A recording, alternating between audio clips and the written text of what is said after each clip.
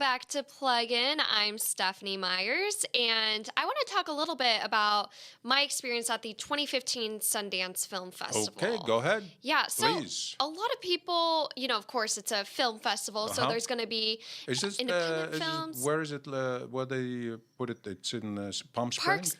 Park City, Utah. Oh, okay. Yeah, a little colder than Palm Springs. Yeah, but so you can make an excuse, go ski and go to the Sundance. Exactly. Right. So yeah, you're killing two birds with one stone, essentially. Great. Yeah, or killing. Yeah. So make it like a business, but it's actually vacation. So if you are looking for tax shelter, that's a good tax plan. Right. And okay, it was so interesting because one of the venues there was New Frontier, and they had this Google Cardboard glass where it was kind of like that virtual reality that we were talking about. So you would put on these glasses and you would hear on this music. I had this sort of mountain scenery, and everything was moving inside of there. And if you turned your head one way, the scenery changes. Yeah, exactly. Wow. And it was just so interesting. And then you got to they gave you like cardboard boxes that you can create your own virtual reality. Okay. It was pretty cool. I've assembled mine together, but I have yet to use it. So I definitely need a. Are they were giveaway and? They were giving away for free. So I thought, well, with a company as rich as Google, they can afford it. Exactly. And speaking of Google, actually today, Boston Dynamics, who Google owns, they've released a YouTube video of their robotic dog named Spot, and they can literally kick the dog and it will regain its balance. It can walk on terrain. It kind of reminded me of a little robotic pet toy dog I had, but all it needed was batteries and all it would do would bark. Well, I just read something about robotic, to go to robotic. They said by 2025, all the labors will drop their value because everything will be robotic, almost doing everything that we are doing today. To the point where we cannot ask for raises like before because they can replace us with a robot that will not take any time off, will not take sick days, doesn't need any benefits, and can work and work and work. So, and that's where it's going. Yeah, and I find that so interesting that, at least as far as what I know, there hasn't been a movie made yet where it's about robots essentially taking over the world. Yeah. And then everyone's left jobless in that sense. Well, look, the auto industry, most of it's robotic, so that's why the union have less power to negotiate, and the car industry is making money because they have robots doing the work that people used to do and cost them a lot of money. I saw a scientist, he said for like $7,000, you can get a robot that does one thing that if you calculate the hours that they can do for a person to put there, within like less than a year, you can regain the money and you don't have to pay. They work for 3-4 years straight. So you can make money if there's simple tasks just to like put a gadget or a top on something that can replace a human. So ultimately, we are going to see sophisticated machinery that can do menial tasks and tasks that need to be repetition with the robotic drones or computers or what have you. So, and it's coming. It's coming. Yeah, it really is. And, for me, I would be so excited for a robot to personally be my personal chef. Okay. Yeah, so. To cook. Exactly, to cook, yeah. I mean. Oh, I don't like this food. Take it back. Yeah, exactly. I mean, that and, speaking of which, make your own cocktails. And I actually recently saw a video on YouTube of a cruise ship, and for their bartenders, they are literally robots that make your drinks. Okay. And I just find that so interesting. And then it's... Well, mixing drink is not a big task. If you put the recipe in, boom, boom, boom, and they have it's like...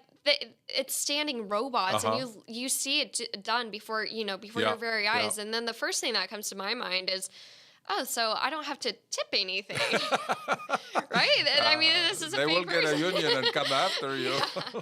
Yeah. So I mean, and I just think it's incredible to say the least. So let me ask you a question. You went there. It's an entertainment Yes, the conference. Sundance. Yeah. So what else other than technology did you see there? You know, it was interesting. I was at the airport, and sitting next to me was Adrian Grenier. Okay. And I spoke to him a little bit, and he's coming out with a new documentary with a team called The Lonely Whale. Okay. And it actually just released on Kickstarter today, so you can go on there, fund the cost. Is it about and expansion. releasing a whale or something? No, it's actually about, so there's this unidentified mysterious whale species that has a whale calling at 52 hertz. And apparently no other whale can hear it. Can sense that call. So what they're trying to do is trying to, learn more about the species, do a lot of research, and find this sort of lonely whale. Yeah. So the species and the species, and I that will be really interesting to see. It's a full-length feature documentary. Great. And what else did you see there? Anything exciting? I personally didn't see any movies. I know that's not, it's like you were at the Sundance Film Festival and you didn't see any films. However, you went skiing. I did go snowboarding a little bit. My parents, they saw a film called The Entertainer, and that got really not so good reviews. Okay. And they said, they went with a group of people, and they said that everyone in the audience was just really confused. It wasn't funny. It was about a comedian doing the same stand-up joke. Oh boy. And then just complaining about his life, and they said a lot of people just got up and left before the director and the comedian came in to do the Q&A panel. I'm trying to think. Some other Knock Knock was a really popular film there starring Keanu Reeves, who was in The Matrix, and there were some panels there that I would have liked to see, but was like anywhere from like a 3-hour to a 5-hour wait, and a lot of the movies you needed to either have tickets beforehand, be invited or whatever. Or else you were in for a long wait in the cold. At least what's cold to us, living in Southern California. Yep, lucky you. But hopefully next year I will actually have a chance to see some of the films. Yeah. But it was a great experience to just sort of be immersed. Maybe you need to go as a reporter, and like they will open the doors for you to go there and get the red carpet treatment, because they kind of give you like the whole story because they want publicities. So maybe that's what you need to think about. Exactly. Yeah. Keep that in mind for sure. And on the other news, you were talking about the Grammys. Yes, so I'm sure everyone has heard already that Kanye West pulled a very similar stunt that he did. I think it was in 2009 or... Yeah, something like that. Yeah, to Taylor Swift. But this time he did it to Beck. And it's interesting. Some of the news outlets have said, this is a joke, this isn't a joke. Yeah. And I read one source where Beck actually congratulated Kanye on... interrupting. Yeah, I mean, but so people aren't really sure whether it was a joke or not. And apparently Taylor Swift and Diplo, they had some issues in the past, a little bit of a Twitter fight, and they've resolved that. So that's always great to hear. But what's his name? Kanye West, when he went to entertainment, he was bitching about the whole Grammy, and they're not giving enough credit to the real artists and so on, forth and so on. I mean, he carried it in, even though he made it like a joke, but it wasn't for him because he carried on further with it. And but the other thing I heard, and they were really harsh on Madonna and her age and trying to look younger and try to do younger routine, and she couldn't keep up with the rest of the team. So I don't know what you think of it, but they kept admiring her legs and saying, oh, she looked good and all this. She's 56 years of age. Yeah, and it's interesting. I read an article on BuzzFeed, and it showed sort of the differences between the fashions from this year's Grammys compared to past years. And a lot of people went a lot more conservative. Lady Gaga, Nicki Minaj, just to name a few celebrities who toned it down. Yeah. So I mean, that's good for some of the younger generation Yeah. that watches the Grammys. Yeah. But Madonna went there, showing legs and all, Right. and I guess maybe she wanted to take away from. In our society, anything after 40, they say it's old, but not really. I mean, she have the spirit and the enthusiasm as young person, or she does something, whatever. But I saw the part of the shows. I was impressed.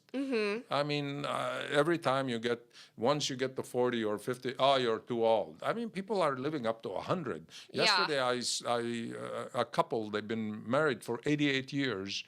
And they said, yeah. And when they asked the wife, they are like 100, both of them 100, maybe 80 years. I'm sorry, they were married for 80 years. They met when they were 19. They are 99 years of age each. And when they asked the lady, what's the secret? She said, he always does what I want him to do. So he always does what she tell him to do, and he's fine with it. She's fine with it, and they are happy. And 80 years of marriage, I think that's like a record. Some people don't live through 80. But this is what's happening with the industry. Once you reach certain age, they think that you are over the hill. And I don't think that's the case. Exactly. And I think that's why, and as far as fashion is concerned, because they want that attention. They want to be talked about in the news, whether it's good or bad, because publicity is publicity any way you look at it. And speaking of which, I'm actually surprised that no one dressed up as one of Katy Perry's dancing sharks in the Super Bowl. Oh, okay. Yeah, I saw that. Yeah, they're trying to cut or whatever with the shark. The one couldn't keep up with the theme. Anyway, you see, when you're having fun, times fly. So we are like on the second leg of finishing our segment. So if you want to close it, my name is Avi. We are with Plugin, and this is Stephanie. Today, hosting the show with entertainment and tech, and she's a smart cookie. Better watch her. All right, and we will see you next time. Stay tuned. For all we know, we may have AKs the next time we host. Yes. All right, take care, everyone.